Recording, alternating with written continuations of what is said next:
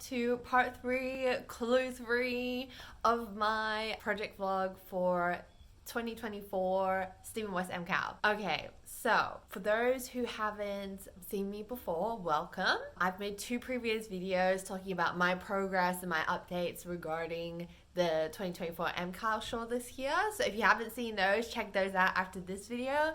I talk a lot about the yarn I'm using and all of that good stuff. Otherwise, I'm about to show you spoilers, so please get off of this video if you don't want to see that, of my clue 3.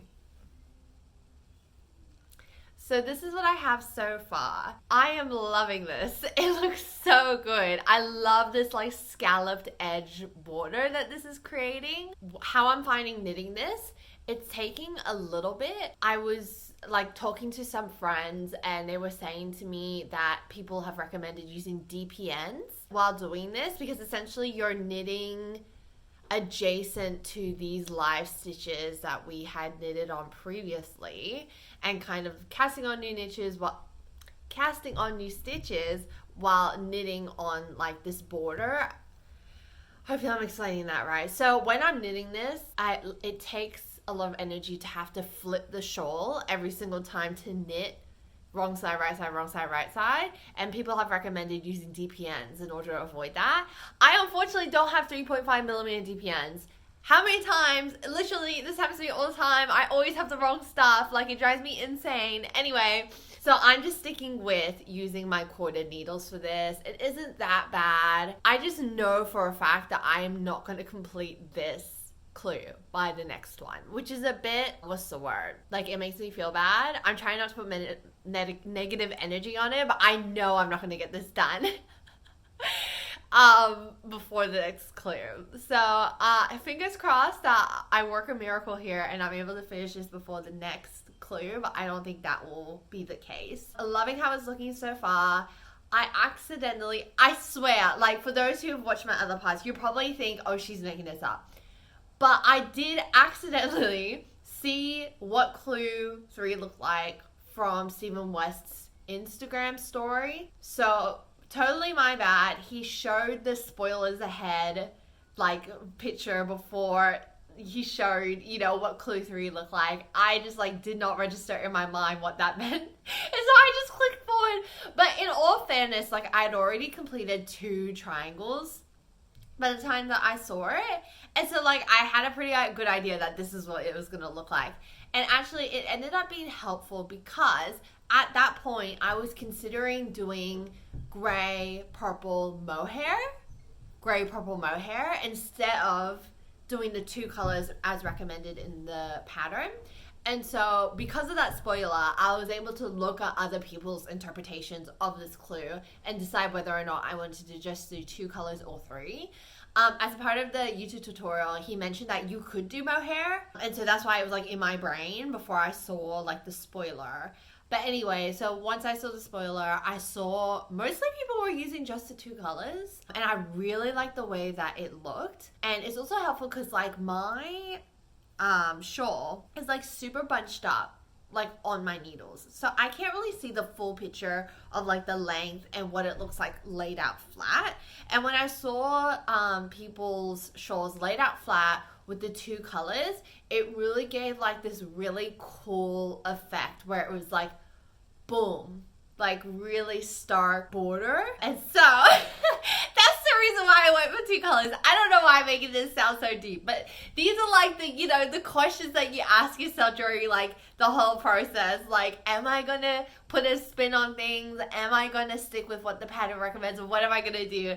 Each time is like a moral dilemma that I have to go through. Anyway, so that's why I decided on 2 colors. I'm loving how it looks so far. I'm gonna keep knitting and see how I go. Hi, I thought I would check in. So in terms of the timeline, clue 4 is coming out tomorrow. And my prediction that I think I made in the previous clip has been correct. I do not think I'm going to be able to finish clue 3 in time. However, I'm happy to show that I've made actually quite a lot of progress. So if you see the triangle border, there is so much yarn in the way right now. So in terms of this border, I would estimate that I'm like halfway.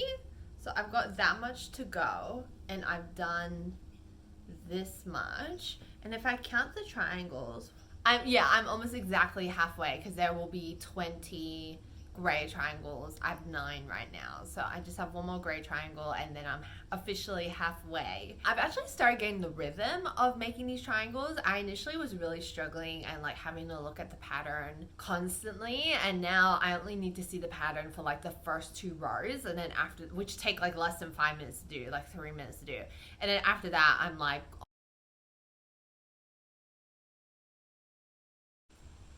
anyway, what I was saying. So yeah, it's much easier now for me to follow the pattern. Essentially, that's what I was saying. It was like a little bit painful at the beginning, and then all of a sudden, like I blinked and I'm like halfway. So in all fairness, I was just probably being fussy. And now I've got the hang of it, and now it's fine. I'm super interested to see what the next clue is going to add to this. Like, are we going to be picking up stitches along this I-cord edge? Are we picking up stitches here maybe? I have no idea. Are we picking up stitches just on the side to make it longer on each of the sides? I have no idea. Like, I have no idea what the next part is going to be, since we're literally binding off stitches in this clue. So it's like, what is there to do? Like, we'll be picking up stitches, I just don't know where. So I'm like really curious to see like what that next part is going to be. And yeah, super excited. I'll see you in the next update. Hello. So we are in the disaster angle, which means something has gone terribly wrong. I have just finished the final wedge of this edging in clue 3. Now the clue says that I should have only 3 stitches left. This is how many I have. I've got like quadruple the amount of stitches I'm meant to have at the end. So here I am rattling my brain what I'm going to do. Luckily, this is the end of the shawl, and so I don't really need to be mindful of how many stitches or anything. So really, I just need to riff this in a way that it ends the shawl without looking too janky. Now, I don't even know where to start. First, so keeping in mind that we still need to do the bind off of the I-cord, I was thinking that I do some sort of half purple wedge here to get this down to the last 3 stitches that we need to do that I-cord bind off. I have no idea how that's going to go, because obviously it's not following the pattern, because this is a mistake that I somehow made. Or maybe perhaps doing just not even knitting on this and just doing a strip, like some sort of strip, and using, I don't even know. Honestly, I don't even know. So I'm going to stop for today. Clue 4 has been long out by now, and so I'm like way behind. But anyway, it doesn't matter. I'm going to take tonight off, have a little think before I do anything, and I'll update you on what I end up doing to resolve this. It is the next day. I actually ended up going ahead and fixing that mistake that I showed you in the previous clip. So let me show you what that looks like. It actually turned out pretty good. I feel like it's definitely one of those things where only I'm going to know and no one else is going to know. So just for comparison, this is what the first end looks like. So this is how we began, and it like flicks out in the main color. And then this is my fix for the fact that I had too many stitches at the end of it. So I actually created almost like a half purple wedge at the end. And look at this. I don't know what happened there. Anyway, so this part is not meant to be there. It's meant to end there. But somehow, I don't know what happened. But I think it's like really, like you don't notice it at all. It's definitely like I know it's a mistake, but no one else does. So I'm not that fussed about it. I'll put a video of me putting on the shawl after I finished it, like finished that clue 3, because essentially all of the stitches have been bounded off at that point, so I could wear it like a shawl. So I did. I really love the shape. I'm actually a little bit disappointed that we're in clue 4, which is what I started today. We are picking up stitches, which I have done, where we had started, where clue 1 had started. So we've picked up stitches along the semicircle clue 1 section. And I'm a bit sad because I really like the shape this created by being like a long shawl rather than a wide shawl. I don't know what I'm trying to say, but it almost looked more like a wrap when I wore it after finishing clue 3, which I enjoyed. But anyway, it is what it is. So actually I was watching the Stephen West YouTube video to pick up these stitches, and he actually mentioned that there is an option to pick up stitches along this border. I thought that this was it, but apparently there's more. That's optional at the bottom, and I'm like, okay, I don't even know if I'm gonna have enough yarn by the end of it, because I officially got through my first ball of the main color, and so now I'm up to the second. It was like almost perfect. I was worried I was gonna have like a yarn chicken situation at this border for the main color, but it ended up being perfect. And yeah, so I have officially started clue 4. I've picked up the stitches, and I'm up to the section that's called tiny bubbles or mini bubbles, which I'm excited about. And I think a mohair dare is coming up, so I'm also excited for that. But I'll see you in my next update. Bye. It's been a hot minute since I last updated. I think it's been like maybe half a week or a week or so. I have a lot of like progress to show you, so let me go ahead and do that. So clue 3, I've started it. I finished 2 sections of clue 3, one being the tiny bubbles, and then the next one being, I think it's called slip stitch triangles, but for some reason when I look at it, I only see like rectangles. But anyway, this has been quite a journey. I apologize for like not providing more updates like through this, but a kind of like a little bit of a breakdown of like my experience knitting clue 4. What am I talking about? Oh my god, sorry. It is so hot here, so my brain is like melted. So clue 4. So with the tiny bubbles, I initially started off using the mohair as the contrast color to create the little bubbles, which is so cute. I actually love the look of these, and they're so like, if you touch them, it's like bumpy, so it's like really fun, like a fun thing to feel, and it also looks really cute. So I initially used mohair, and it was a nightmare. The way that they're knitted, like the mohair, it was just so difficult to work with. So I ended up unraveling, like ripping out, I think like 2 rows, and then replaced it with the regular contrast color. And I think it was a good call because like, not only would have it been difficult to knit, I feel like the effect of like the tiny bubbles, the little bumps would be less obvious because like the mohair is so furry. So I'm pretty happy with my decision for those tiny bubbles. The next section, I then replaced the contrast color with mohair. So in the pattern, they didn't actually recommend mohair for this part, but I was like, since I didn't use mohair for the tiny bubbles, I'm going to use mohair for this part. And actually, you know what? On the camera, it's looking really good, like in terms of the contrast, like you can see the pattern, but I feel like in real life it is less so because of like the halo of the mohair. It's really difficult to see these slip stitches, but on camera it's coming out clear as day, so that might just be me.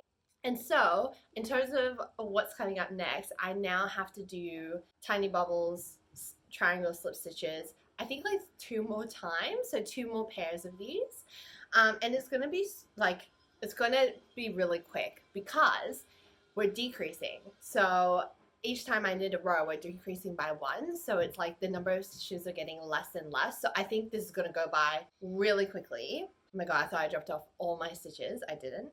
So I really appreciate how this pattern was written. Like the last clue, it's like super interesting patterns, but it's also like decreasing. So I'm not like knitting the same amount of stitches every single time. It feels like it's going to take forever. This one is really quick. So in terms of the border, so there's actually an optional border that you can do at the bottom here. I am still in 2 minds about it. One, I'm like, how much yarn am I going to have left after this? I don't know.